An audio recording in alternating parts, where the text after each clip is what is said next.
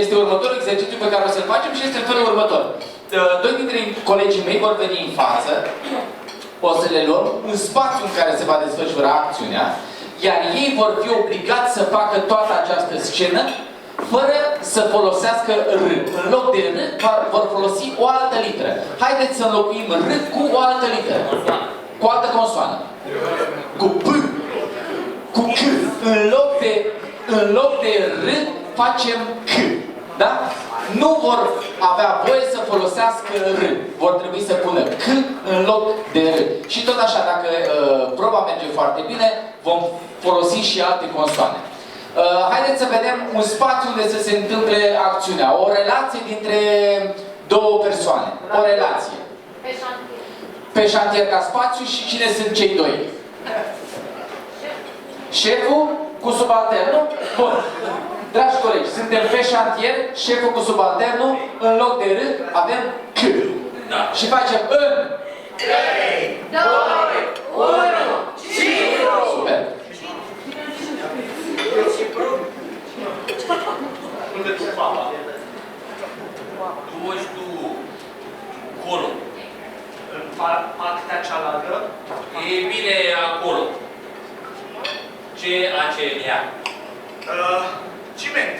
Aha, Și petrece. am înțeles. Ești nou? E prima zi. Ai mai făcut asta?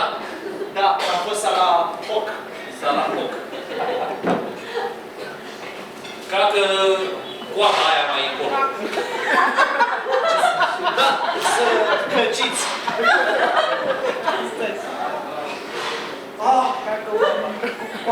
E cea?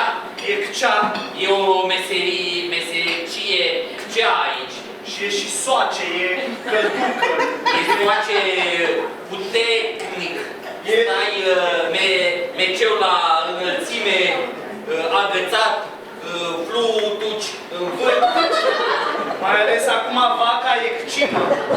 Cimă și pedeapsă. Știi cine a șis opeca? Un cus, nu știu exact. Exact. Un cus. Dar sunteți deștept, citit? Da, e un pas intermediat în viața mea. Mie nu-mi place. Stop. În loc de C, X. Da, nu X. E C. T. În loc de C. Nu, C, T este cam la aceeași chestie, altceva. În loc de În loc de R. În loc de R. S. În loc de R. S. S. E un autos sus. E sus, da. Știam că e sus, dar nu știu cum o cheamă. Nu-mi place școala, de asta am și venit pe șantier. Aha. Uite ca se țeapa. Aici noi nu muncim. O secăm. Secăm? Oficial muncim, dar neoficial o secăm. De asta sunt eu singur în echipă. Da, suntem în echipe de doi, căci în doi e mai ușos să o seci. Deci o să o secăm. Am voie să o sec regulamentat? Sigur. Chiar am la mine niște pasizes. Am eu zias, Aveți zias? am și muștas. Hai să facem masă. Da, pese ai? Pese, cum să... Oare?